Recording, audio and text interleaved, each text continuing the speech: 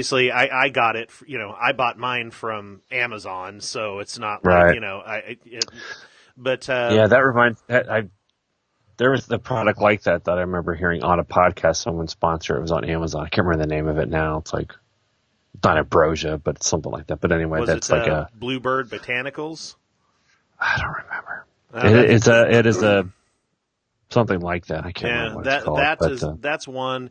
That's not what I got. But I was reading about it the other day, and it is stuff that comes from Colorado. So it's like it's a company, and Rocky Mountain High. Yeah, it's all they make is these hemp products, and CW. So something tells me they are a little bit different than Charlotte's Web. That's what it's called. Charlotte's Web, huh? Oh, Charlotte's Web hemp oil. He's a good pig. Charlotte's Web hemp oil. Charlotte's Web hemp oil. I think you can buy that on Amazon. But I have heard of that. Yeah, I don't know. I mean, it could be pseudoscience, but science is trying to figure out why placebos actually work. Because when they study placebos, they are effective, which makes no sense. Placebos don't work, but yet they do work. And right. I mean, it's basically the power of the brain to believe that. It's weird. Like I don't believe at all in mind over matter kind of thing. Like if you will it into being, it is so kind of thing. Yeah. I mean, I've gotten away from that thinking as much as I can in terms of the wishy thinking, prayer making things go away. But there is the benefit of a placebo maybe making someone, because mood plays into everything, stress plays into so much stuff. If you can reduce stress, you could probably increase health. Yeah. And if a placebo convinces someone that it's helping them, then it probably reduces their stress and anxiety about the thing that they might have, which probably just makes them better. Yeah. Either way, it works. So correct. Yeah. So you get the effect that you need. Yeah. Like I often I wonder, like, am I paying a lot of money for sugar pills? They don't taste like sugar pills. They taste pretty nasty, but yeah. That's fascinating to me. That one, it just tells you how powerful the brain is. That if it believes something is effective, it can alter some. Obviously, can't cure everything, but it can help make things tolerable for sure. Yep. Well, I know that for me, it's at least. Hey, you can get hemp for dogs. There you go. We've gotten hemp for our dogs. You've gotten hemp for your dogs, huh? Yeah, they didn't like it though. They didn't like it. So now one's on some form of Paxil, or one white dog. She's just a ball of anxiety. She's on medicine. You know what's good for dogs? Black tar heroin. Do you have to shoot them up? Where do you find the vein? I go in between their right between their front butt legs or their back butt legs. Right between the claws, so that way nobody knows. Your dirty, dirty little secret. Dirty claw. Did you see? So this is something that didn't make me happy, but it was good. The documentary that just won for Best Documentary, Icarus. It's on Netflix. It's very good. Icarus, you said. And it is related because it's about the Russian doping scandal. Oh, okay. But it starts out, it's great. It's really, really good. Like, it starts out and it turns into something completely different. It's really good. I see why it won. It was very compelling. I highly recommend it. All right. It's timely as well. Putting it into my queue. Yeah, very good. And I tried to watch Altered Carbon. Yeah. What is that? It's a sci-fi. Basically, not necessarily a groundbreaking premise, but people who have money can transfer their consciousness into new bodies, and they've been doing it for decades, and they pretty much run the world because they live forever, and they keep poor people subservient, and they can't, when they're dead kind of thing. It's all right. It's not great, but it's all right. Oh, well, there it is, Altered Carbon. Altered Carbon's fine. Icarus is way better. Definitely recommend it. Okay. Well, I have added it to my list, so I will have to check that out. What else? Anything else making me happy? I'm trying to think of. It's been a tough week. Yeah. Been a interesting week. Personally and work stuff, there's some people leaving that makes me sad. Yeah. Not get fired. They're just moving on, and it's Yeah. it stinks. I had a friend a couple weeks ago leave as well. He moved on to work at Snap, and it's just hard. It's always hard when you see people leave you. You feel You feel betrayed. Not to reference Parks and Rec again, but the last season is so good because like all these people are moving on and moving into bigger careers, and one of the main characters who's like just curmudgeon and grumpy and doesn't show feelings starts to feel left behind, and he looks in the office one day and it's no one that he knows. All of his friends have moved on, and he goes to ask for a job at this other place, but his pride gets in the way and they're busy, and he just lets it all fall apart and move away kind of thing. But like, kind of feel like that when people start leaving. You look around like, do I have the energy again to invest in people and get to know them? Because this probably will just happen again, either with me or with someone else, Mm-hmm. I mean, that's basically that is life, is attaching yourself to people so that eventually you or them will leave or something will happen. Yeah. And you'll be broken. I mean, I guess that's part of the beautiful pain of life, is that there's a lot of great stuff that also causes equal pain, sort of like the wind, right? The wind can carry you somewhere, but also destroy you, It can be a tornado or it can be a light breeze. Yeah. Right? Wow. Yeah. Right. Sorry, I got super, got two in my head. I think my you got way up in your head. Yeah, way up in your head. The thing that's worse though about like all the faces around you not looking familiar, it's worst when you don't realize that has happened. Yes. And one day you just look up and you're like, oh my God, I don't recognize it. Where did these people come from? Like, yeah. Or you look at yourself and you realize, what have I become? Or what have I become, and that I haven't even noticed this? Like, it can go both ways, where you don't notice that changes have happened around you or to you. Yeah. Neither one is a great realization. Yeah.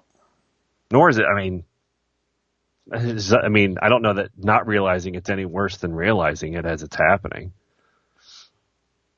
I'm not sure. It's life. It's not much you can do about it, other than to, cut yourself off from all of it. Yeah. And I don't know that that's worth it either. Like, for a long time, I thought maybe it's, maybe I ought to not try to make friends at work. Maybe I should just go and work and leave. Just get what I need to get done, be nice and cordial, not like rude or right standoffish or anything, but, go to meetings, be friendly, be nice, but don't invest. Yeah. Don't, expose yourself, so to speak. You really should never expose yourself at work. Is that the problem? I think that's it. Is that why people are leaving? I think we nailed it in your case. Yes. So people don't want to see my dong. No, I don't think they want to see your penis. I have been doing it wrong. Damn it. No, but that's no way to live either, is to try to be something you're not. To not. Yeah, I don't think you are. I don't think you'd get very far with that, because it's you got to be true to yourself, and so I don't think that would work so well for you. No, I don't think it works for anybody. No, but at 45, it has crossed my mind. I'm like, how many more cycles do I have in me? Yeah. Yep. I don't know what a cycle means. I'm just trying to think, Right. No, I can't keep. Like, where am I wanting to go? I think we've talked about this before. I still don't know what I want to be when I grow up. Mm-hmm. And I would thought for sure that I would have figured that out by now. Me too. It's not certainly something never my dad was like. I never looked at him and thought he didn't know what he wanted to be. Yeah. But maybe not. Maybe he always felt like an imposter as well. Good question. Boy, this went all sorts of sideways. Yes, it went everywhere. Everywhere and nowhere. All at the same time. That's me. I'm everything all at once. Can get very deep and then stupid, silly, and the drop of a hat. I should probably look into that. Would you say that you're 39 flavors and then some?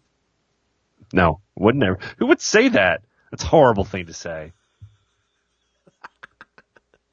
I'm a Subway sandwich. Everybody eats me, but nobody likes me. Nope, wait, nope. No, take that back. No, I got the number wrong. It's not 39. It's 32. 32. 32. It's an Ani DeFranco song. Oh, I thought you were doing a Baskin Robbins joke. No. That's 31. So many numbers. 32 flavors and then some. And 33 is a number for something. Probably somebody's jersey. It's a good bet that that's a jersey number. Yes, I'll say that.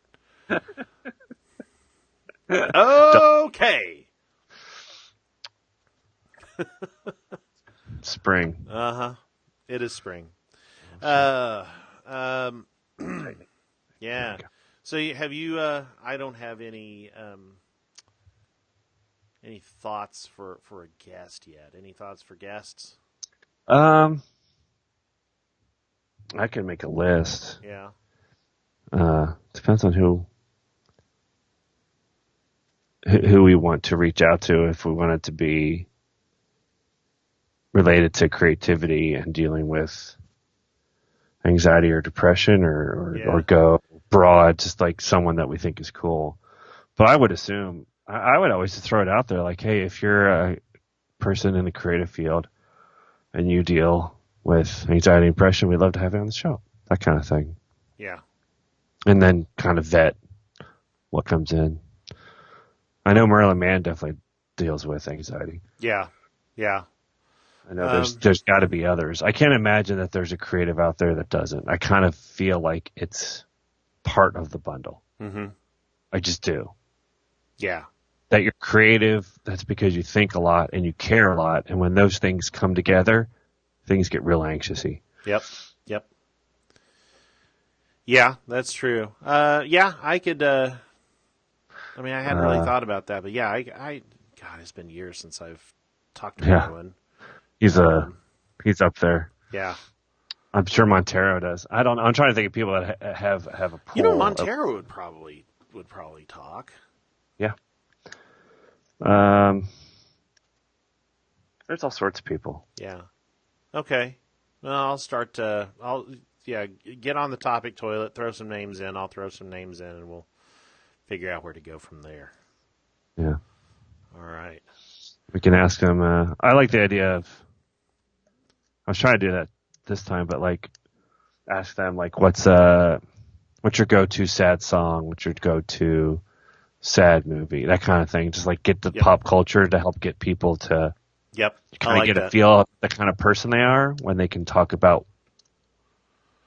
a song and get into why they like it. Or like, when you're sad, do you like to listen to sad songs or happy songs or to be in total silence? Yeah. Because usually I think that is a universal. People tend to listen to something. Yeah, something. Yep. Or watch something that just kind of gets your brain activated. Oh yeah, I used movies for. I had like a phase where, and I wouldn't really even watch them. Just put them on.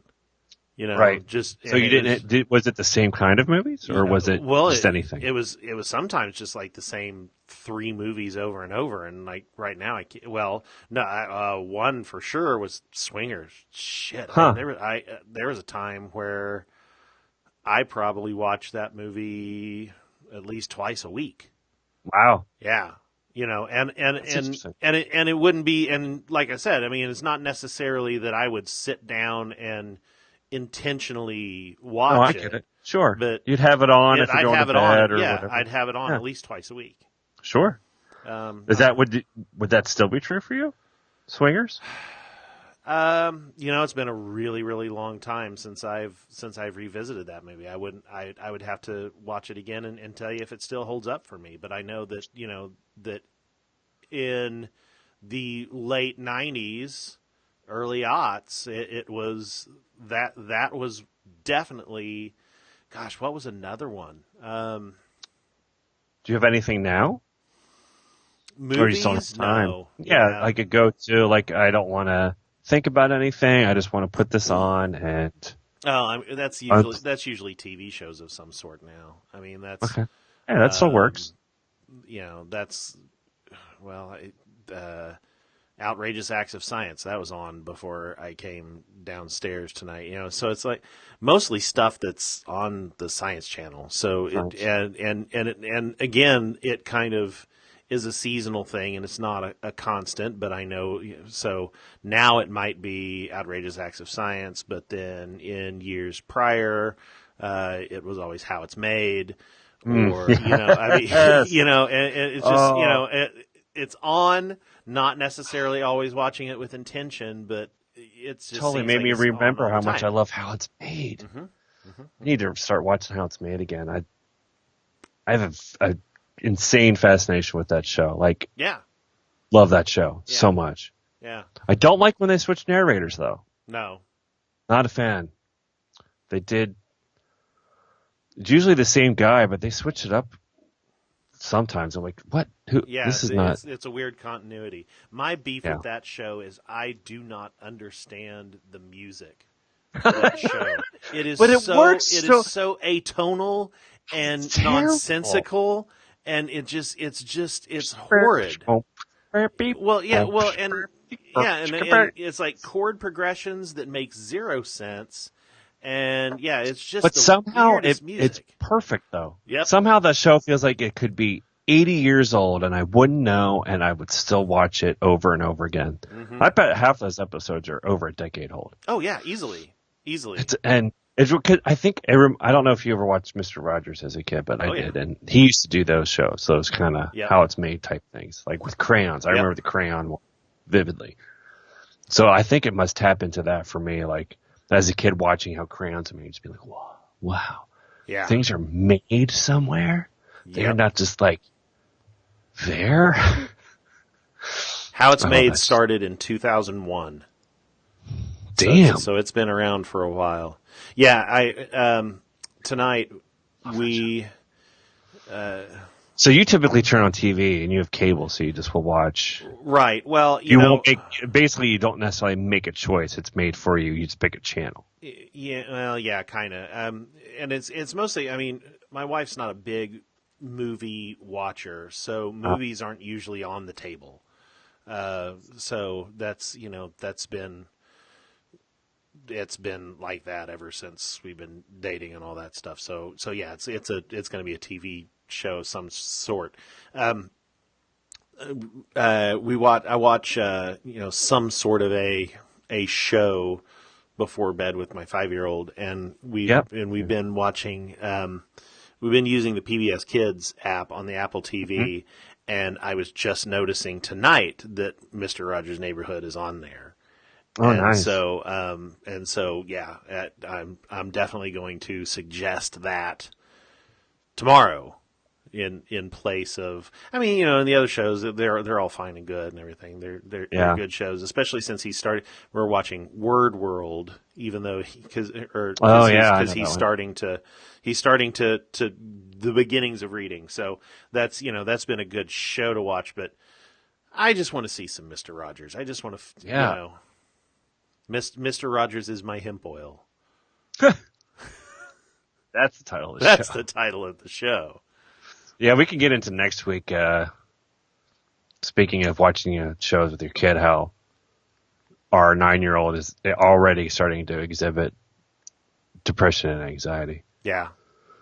And how we have a whole routine now. Well, and I'm kind of wondering that's kind of where I'm going with this Monday or this Wednesday pattern thing. I'm kind of wondering the same. So Yeah, we could talk about that next Yeah, week, because okay. we've been through it now. This is our third kid, and it's showing up again, Yep. and it's not easy. Yeah. Yeah. Okay. But it's also at such a young age that it's really hard to figure out if it's. Anyway, we'll talk about it. Well, yeah, and I would also that would also be good, because I had the same friend that was talking to me about the hemp oil was that came along because she's like, do you have any advice for childhood depression? I'm like, no, I don't. We can I can talk definitely. to you from personal experience about anxiety, but no. So, all right, well, let's do that then. We'll put a pin in that, and sounds like a plan. Yes, you sound much better. Now, Yes. now we both have the matching little white penis microphones. Very phallic. Yep. Alrighty then. Might get clown nose. Yeah. I think I've got an extra one of these around, and they're not cheap. If I can find it, I'll send it to you. Really? They're not cheap? I would think they'd be cheap. They're just foam. Yeah, they're like $40 for the foam thing. Yeah. I'm pretty sure I've got an extra one around. So if I find it, I'll send it. Because not only do I have this, but the shakes, we used the black, the XLR version of this. So I've got like 4 of these microphones. Wow. Yeah, and it's one of those things, like, I think, well, gosh, if I sold all that gear, man, I could, get fairly. But then the moment I sell any of it, I'll need it for something. Yeah. That's just the way it always goes with me. Have you ever done voiceover work, by the way? I used to work in radio, but Yeah. So I mean, yeah, to a certain degree, insofar as I worked at a radio station and they gave me commercials to read, but that's about it. Right. So It seems like you have the voice to be able to do spots. yeah, Stuff like that. and that's interesting. You say that. I mean, it's something I thought of in the past, and maybe that's something I need to. Maybe it's something I need to revisit. See if there's. Can I? I mean, I know There was a website tons of we used people to, who are always looking for voiceover stuff, Yep. and just in town. Yep. So We used to pay a guy. I don't even remember who it was, but we had him read stuff for commercials, for our Tour Monster commercials. Yeah. We give him a script. He had a set fee. He did it out of his home. I mean, didn't have to go anywhere. Got paid, I think, pretty well for probably half-hour work for him. Got a couple $1,000s or more. I mean, it's completely set. There's soundproofing on the ceiling, and I mean, this room is. Yeah. I mean, it's acoustically set to do that stuff. So There was a website that we went to that was basically. Fiverr. I can't remember what it was. No, not Fiverr. Fuck that. No, it was like a voice actors. Like, you could hear a sample. Yeah. Get in touch with them through the site. Mm-hmm. That's a good idea. It's diversify a little bit.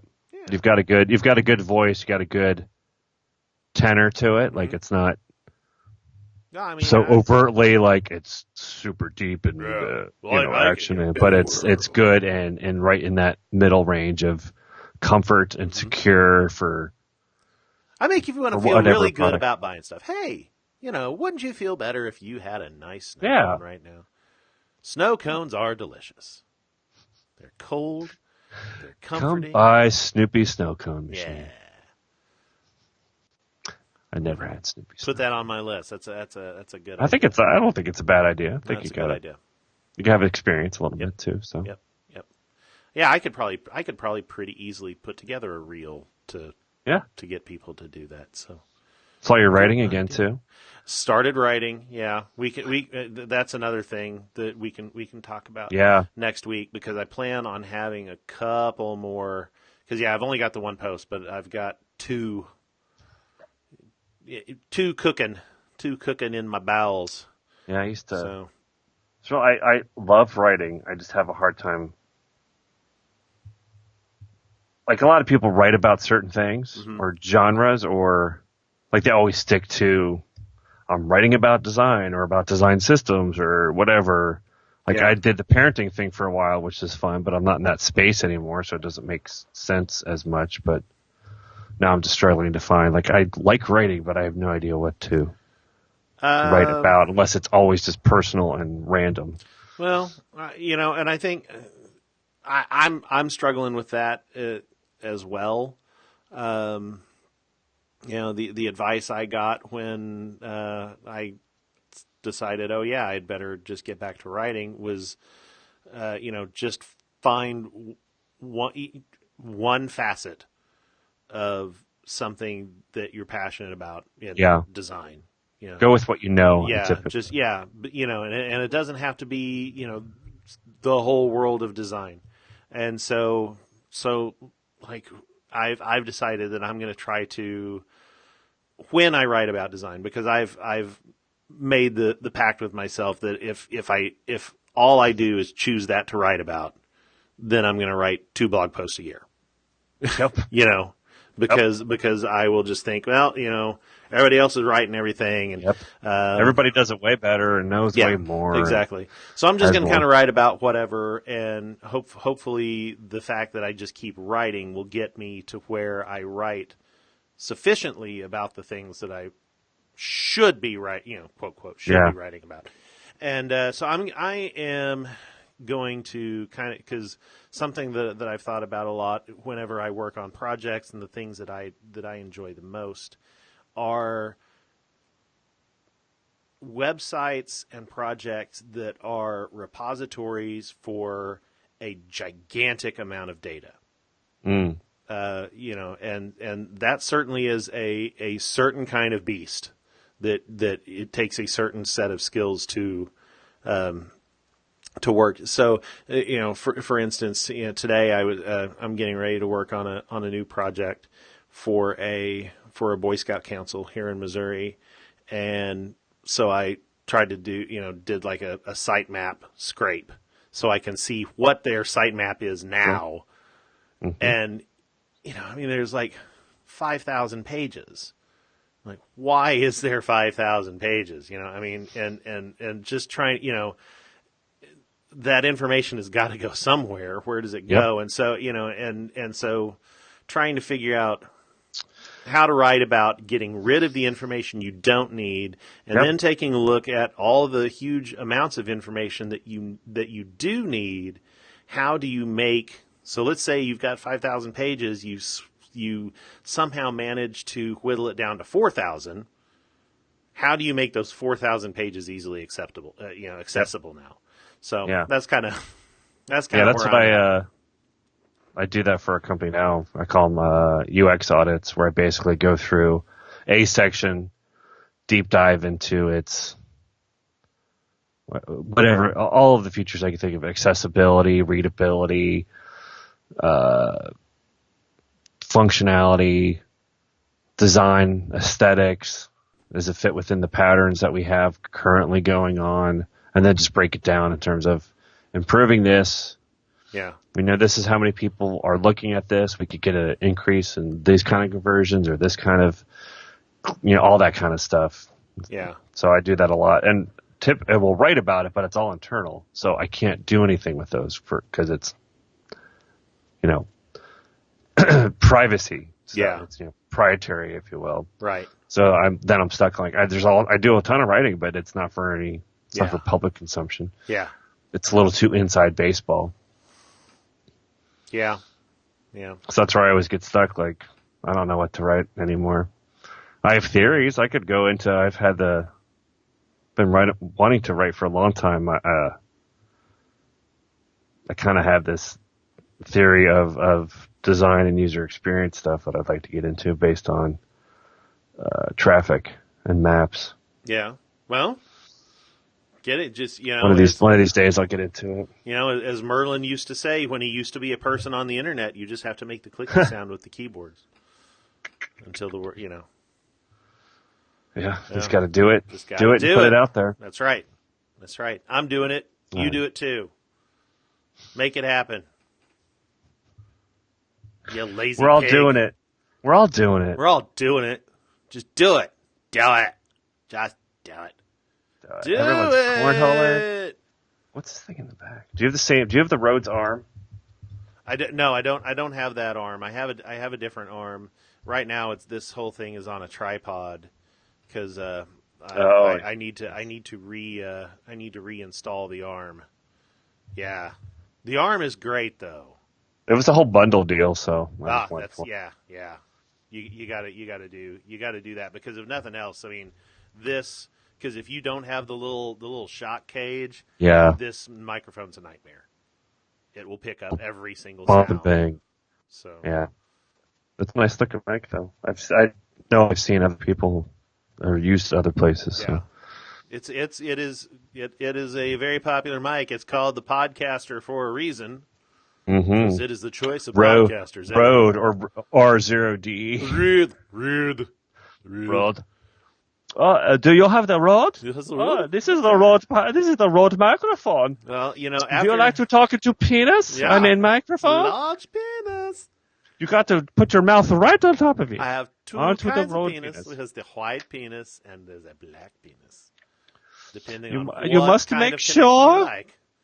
Yes, you must speak directly to the what do you call the dick, the road dick. You got the road dick.